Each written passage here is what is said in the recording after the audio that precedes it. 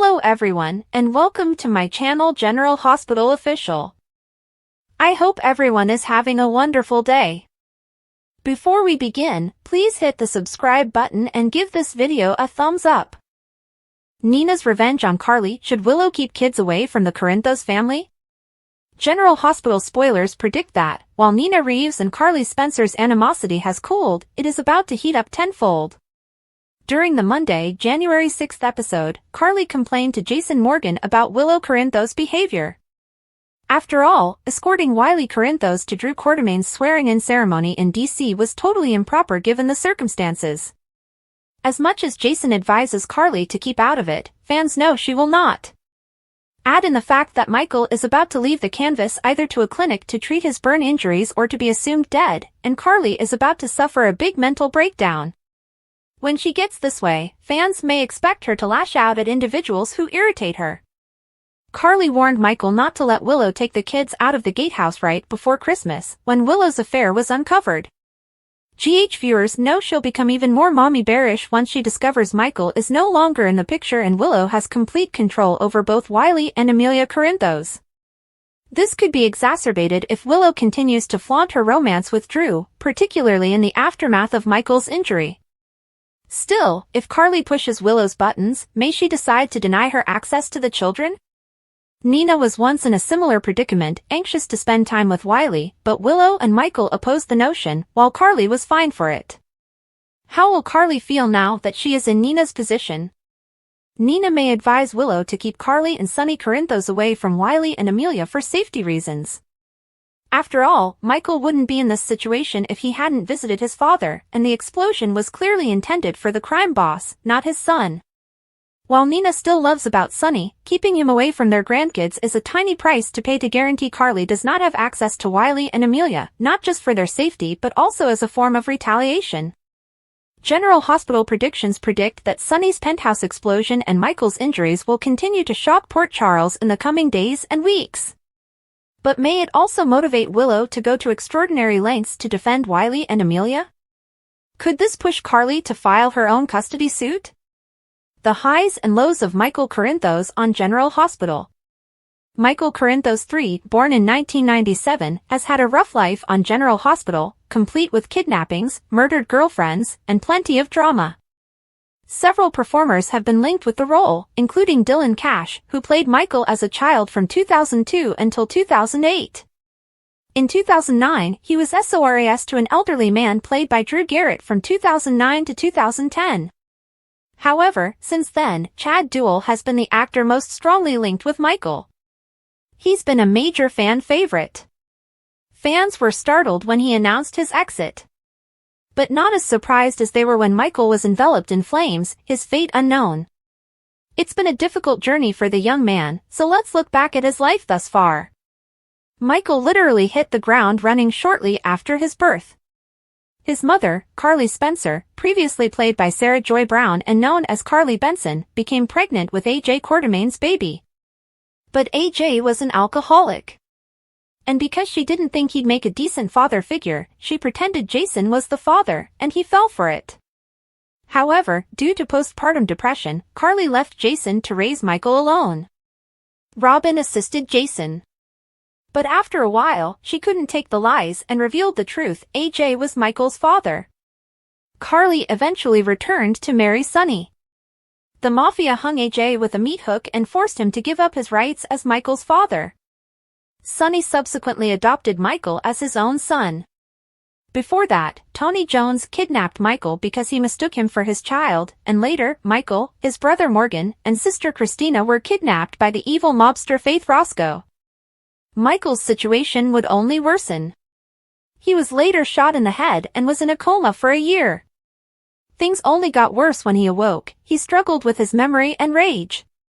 And he ended up killing Claudia Zachra, who tried to grab Carly's baby as she was giving delivery. As a result, Michael ended up in prison and was brutally raped.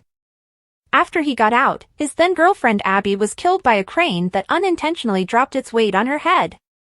He was devastated to learn that Sonny had murdered A.J. in cold blood, and he temporarily changed his surname to Quartermain.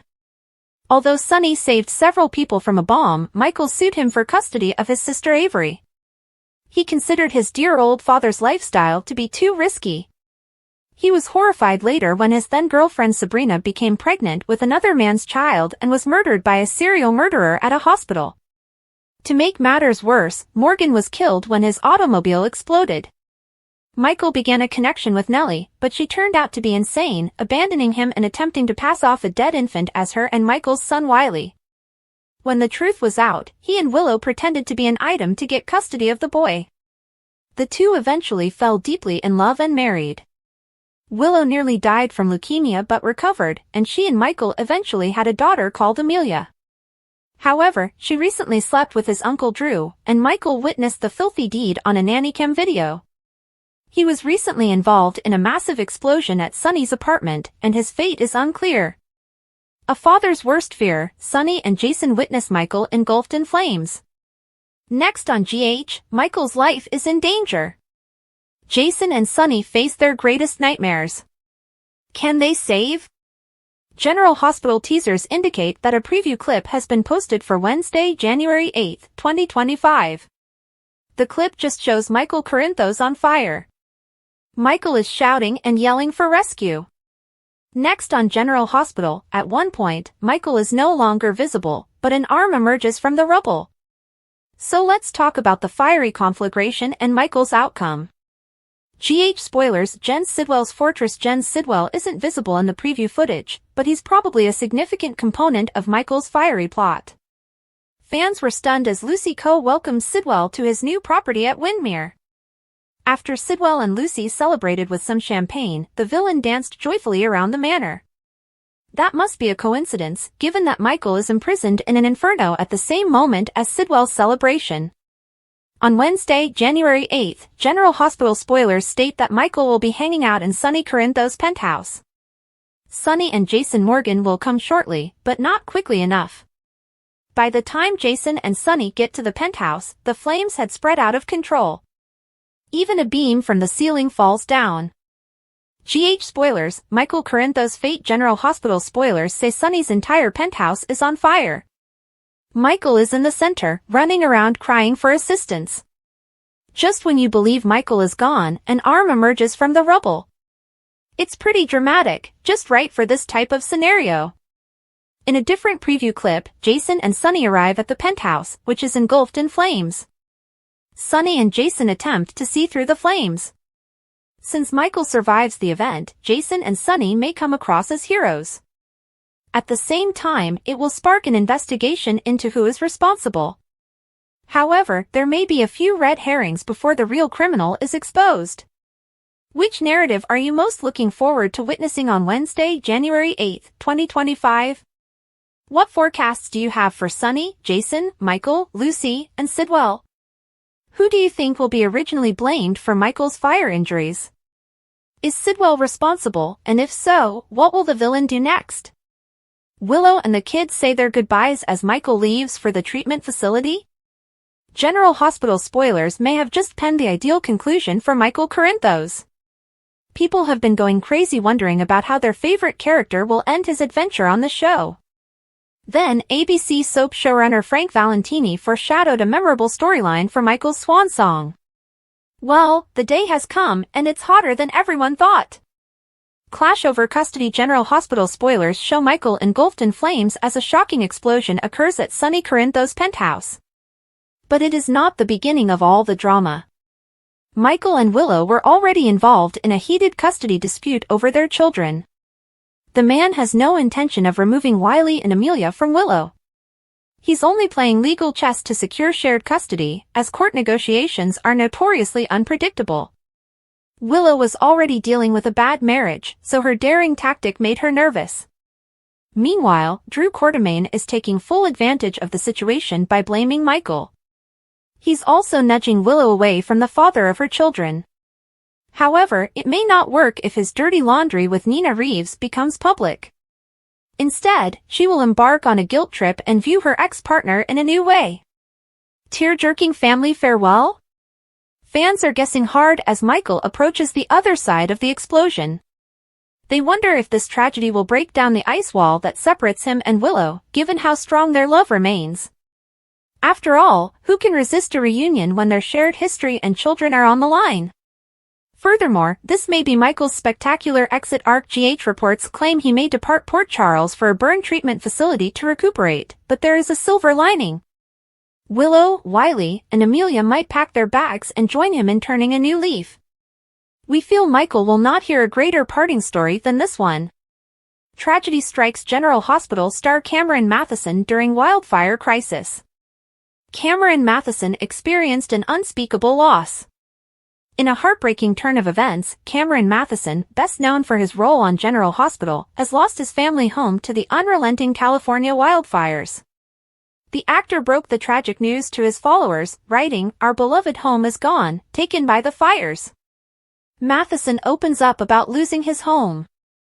The Matheson family had lived in their California house for more than a decade, making numerous memories within its walls. The abrupt damage has left them dealing with the reality of losing a place they cherished. Cameron voiced his anguish, adding, "It's difficult to accept that the place where we built our lives is no longer standing." Despite the tremendous loss, there is one silver lining: the Matheson family remains safe. Cameron expressed his thankfulness, saying, "While our home is gone, my family is unharmed, and for that, I am profoundly thankful."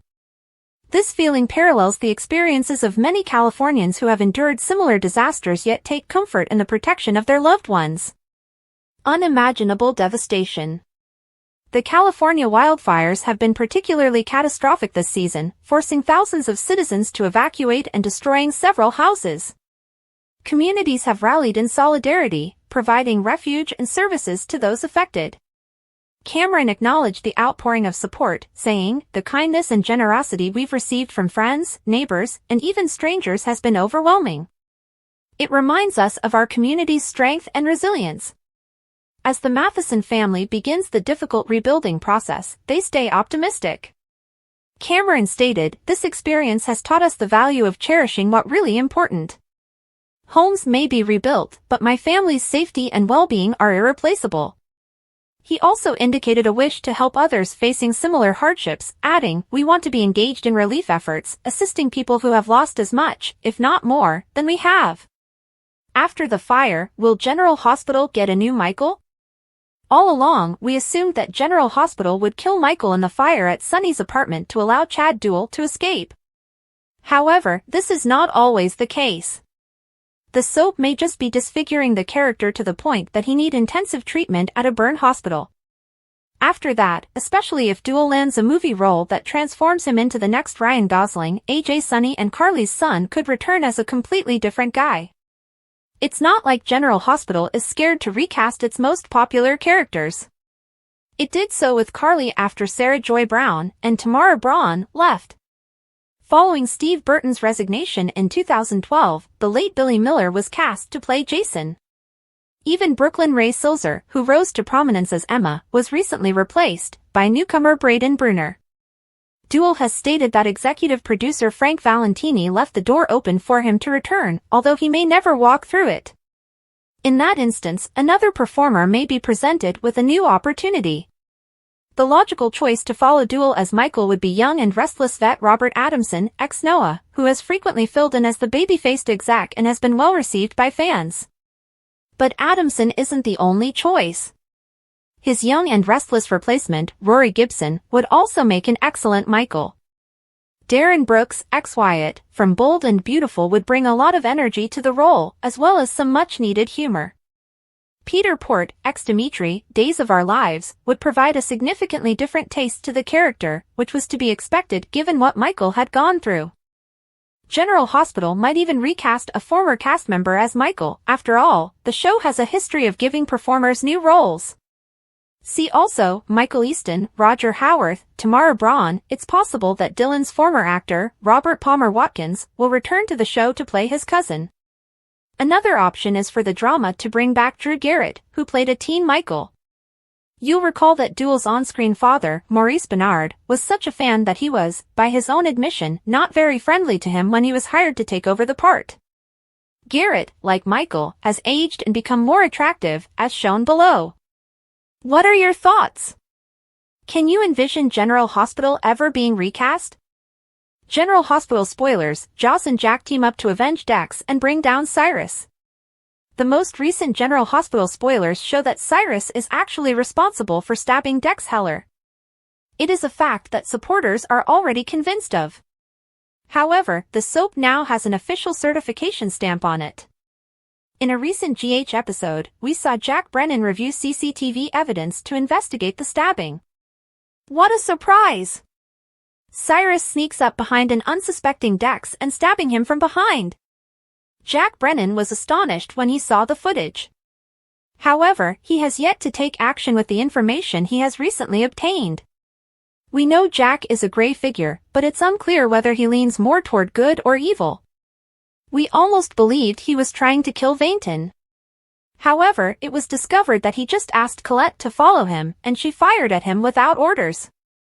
General Hospital spoilers reveal that Jack did not want him dead. In reality, he has regularly aided Carly Spencer and has not even denied assistance to Anna, the woman who is continuously trying to get him. We just can't figure this man out. Now he has the perfect opportunity to assist yet another PC citizen, Jocelyn Jacks. She had already approached him about helping with Carly's Christmas dinner. Will Brennan contact her with the footage he found? Jack assists Joss. A recent promotional video shows Joss packing up Dex's belongings while also noticing his gun. Will this challenging endeavor make her want vengeance even more? Will she choose to go down the dark path and hunt for Dex's killer all by herself? If that's the case, Jack Brennan might come in helpful. We are not saying he will help her murder Cyrus, but he can absolutely help her bring Cyrus down in the proper way. A strategy to keep Joss out of prison. Indeed, assisting Joss in obtaining justice will benefit him in two ways. He might have assisted her while still winning Carly over. This could be the push that ultimately draws Crowley and Jack closer together. What happened to Curtis at General Hospital? Curtis on General Hospital has become a popular character since his debut in November 2015, but some viewers may need a refresher on his turbulent past in Port Charles. Curtis has always been performed by actor Donnell Turner, and here's what you should know. Curtis Ashford first arrived in Port Charles to assist Hayden Barnes in proving that Nicholas was responsible for sending a hitman after her. When he bumped into Jordan Ashford, it was evident she didn't like her late husband's brother, and she said he'd been an officer who cut corners, lost his badge, and became addicted to cocaine. Curtis started a relationship with Valerie Spencer, however it did not last long. Curtis contacted Jordan, who was skeptical and did not really think he had changed. Curtis claimed she could trust him, saying he adored her son, TJ Ashford, and would never tell him Sean Butler was his biological father.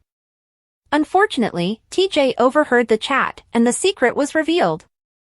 When TJ confronted him, Curtis advised the young man to give Jordan the benefit of the doubt and let his mother to explain why she lied to him. Curtis and Jordan kissed and started dating after chasing a lead in the investigation of Morgan Corinthos' death. She offered him a job at the PCPD, which he declined since he liked working as a private investigator, which allowed him to avoid sexual involvement with his boss. TJ. I was astonished by the relationship, but I finally accepted it.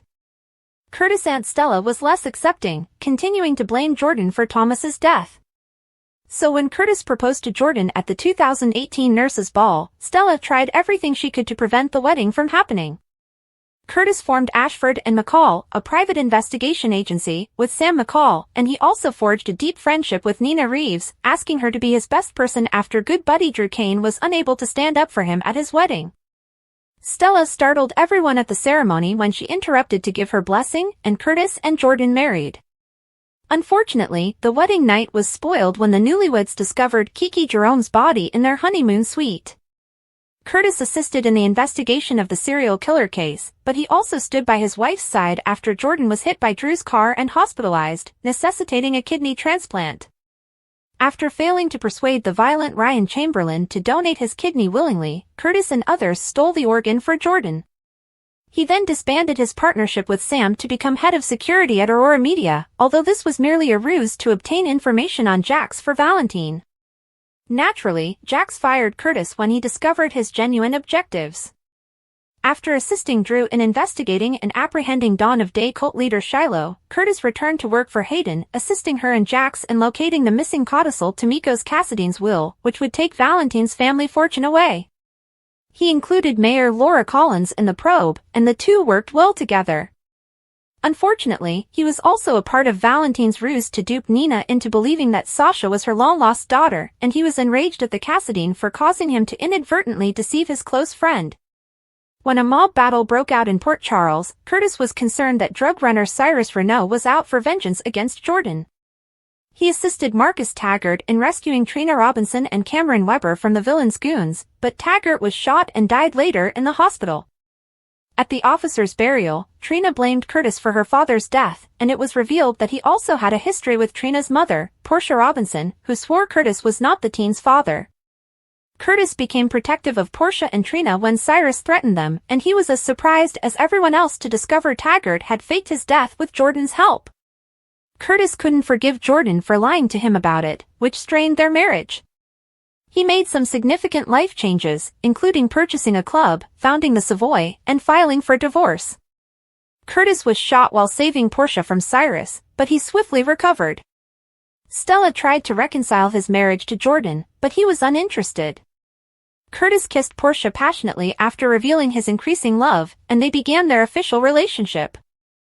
Trina was disappointed to find that Curtis and Portia had a romantic history, mostly since they had not told her about it. Things became more interesting when a mysterious man began spying on Curtis and asking questions about him all throughout town. Soon, the man revealed himself as Curtis' father, Marshall Ashford, who wanted to make up for abandoning the family years earlier. Curtis was resolved to learn what was in his father's sealed records to explain his behavior while simultaneously developing his connection with Portia and purchasing a house for them to live in. Although he first declined Selena Wu's request to form a partnership, he eventually agreed to let her host high-stakes poker games in the back room of the Savoy in exchange for Marshall's criminal file. Curtis discovered that Marshall had been arrested during a protest and sent to a mental health hospital. Although Marshall was furious that his son had gone behind his back, the two reconciled now that the truth had been revealed. Curtis considered genetic testing to determine whether he was also at danger of developing schizophrenia. He also found himself attempting to defend Trina's innocence after she was framed by Esme Prince. When Curtis proposed, Portia excitedly said yes, but he later discovered that his and Jordan's divorce papers had never been filed. He accused Jordan, but it was actually Stella who had misplaced the papers. Curtis and Portia eventually opted on Valentine's Day 2023 as their wedding date, and he invited her father and brother, Zeke Robinson, to attend. Curtis was startled after the ceremony when Portia revealed that he might be Trina's biological father. Curtis welcomed the distraction and joined a group of individuals heading to Greenland to save Trina and Spencer and prevent Victor Cassidine from destroying the planet. This resulted in the WSB giving him a job, but he declined to continue running his club. Curtis returned to Portia's house after kissing Jordan, but he remained in his own room.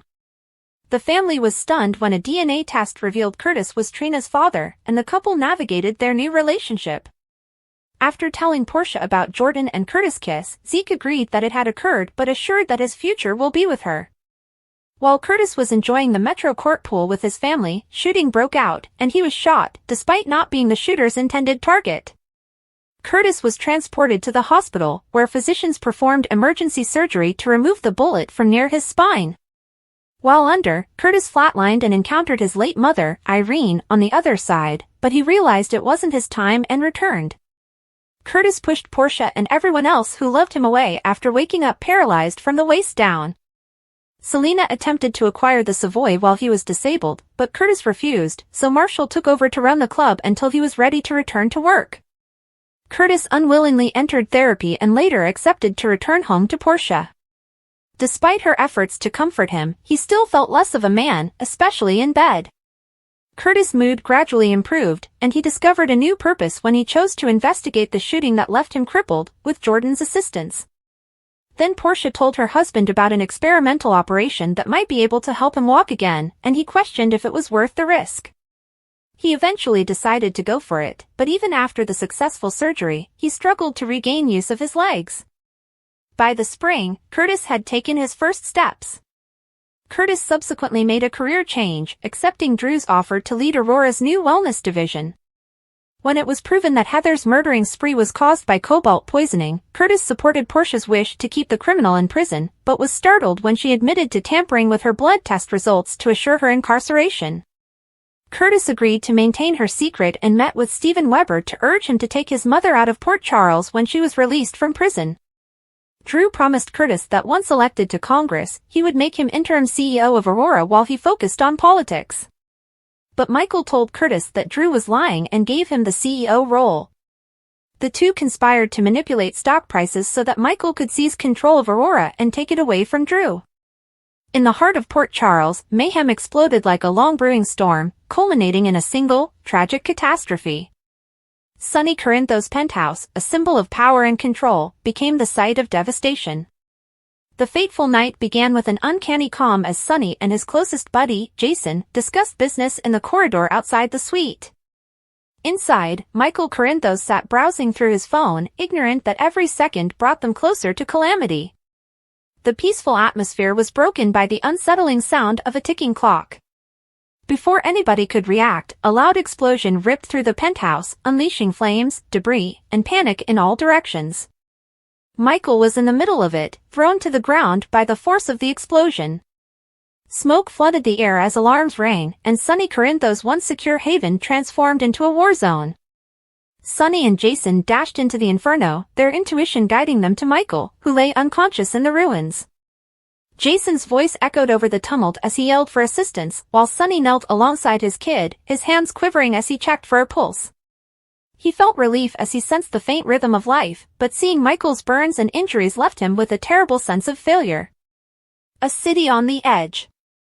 The news of the explosion circulated quickly around Port Charles. Carly Spencer, Michael's mother, was one of the first to arrive at the hospital. Her face was pale with anxiety, and her hands clutched her phone, as if hoping it would offer better news. As she stormed into the emergency room, her gaze fell on Sonny, who was covered in soot and ash, his face a mix of remorse and grief. "What happened?" Carly insisted, her voice quivering. "How could this happen in your home, Sonny? Michael was supposed to be safe there." Sonny's voice cracked as he attempted to explain. "It wasn't supposed to be him. Someone targeted me, Carly. I don't care about your enemies right now," Carly interrupted, tears flowing down her cheeks. "This is about Michael. It's always about Michael." Trauma resurfaces. Michael's injuries triggered recollections of another tragedy that had haunted them all, Morgan's death. Morgan's death in a fiery automobile explosion years ago remained a lingering wound. Carly found the parallels distressing. As she watched Michael fight for his life, the borders between past and present blurred, leaving her overwhelmed with feelings she couldn't control.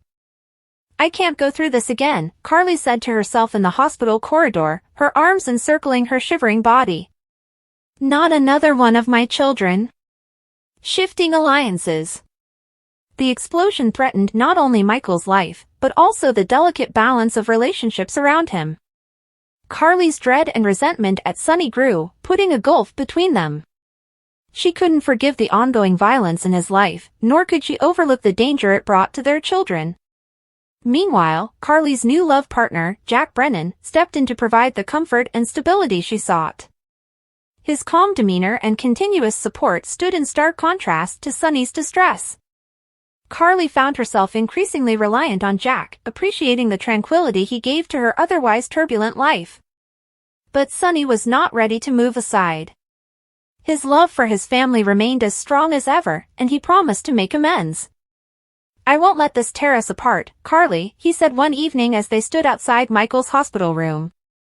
"We've been through too much to let it end like this." Carly responded, her eyes filled with a mixture of grief and resolution. "This isn't just about us, Sonny. It's about Michael and Donna, and what kind of life they deserve. I need time to figure out what that looks like." An unlikely alliance. As Carly considered her next moves, an unexpected ally appeared, Ava Jerome. Ava, who had a tumultuous relationship with both Carly and Sonny, had her own reasons for keeping Sonny at arm's length. The two mothers shared a desire to safeguard their kids, Donna and Avery, from the dangers of Sunny's world. Carly and Ava had a difficult meeting at the Metro Court to explore their choices. Ava's usual swagger was tempered by genuine concern as she remarked, "We both know what Sunny's life entails. It's no place for children. If we want to protect them, we need to work together." Carly hesitated, but eventually nodded. "For Donna and Avery, I'll do whatever it takes. But this doesn't mean I trust you, Ava." "Trust isn't necessary," Ava said with a wicked smile. "Just results. Michael's fight and Sunny's guilt." While alliances grew and conflicts rose, Michael's condition remained severe. The physicians worked frantically to treat his injuries, but the path to recovery would be long and difficult. As he lay unconscious, Sunny spent countless hours by his bedside, horrified by the role his life had played in his son's pain. "I should have seen this coming," Sunny mumbled one night, his voice full of sorrow. "I should have protected you better." Jason, ever the devoted friend, attempted to soothe him. "We'll find out who did this, Sunny. And when we do, they'll pay." The aftermath. As weeks grew into months, the aftermath of the explosion continued to reverberate throughout Port Charles. Carly sought for full custody of Donna, wanting to protect her daughter from Sunny's dark world. Her friendship with Jack grew stronger, but she questioned whether she could ever truly move on from Sunny. Sunny, on the other hand, increased his attempts to identify the individual responsible for the explosion. His pursuit of justice consumed him even as it strained his relationship with those he cared about. Meanwhile, Michael's delayed recuperation served as a symbol of resilience for his family. Despite his horrific injuries, his drive to rehabilitate motivated everyone around him.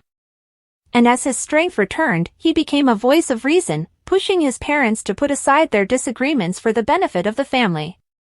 A fragile hope. Finally, the explosion served as both a reckoning and a spur for reform. Port Charles, with its labyrinth of secrets and shifting allegiances, would never be the same. But, among the ashes of destruction, there was a glimmer of hope, a reminder that even in the worst of times, family relationships can endure. Thanks for watching. If you like this video, so please don't forget to subscribe my channel and don't miss any update.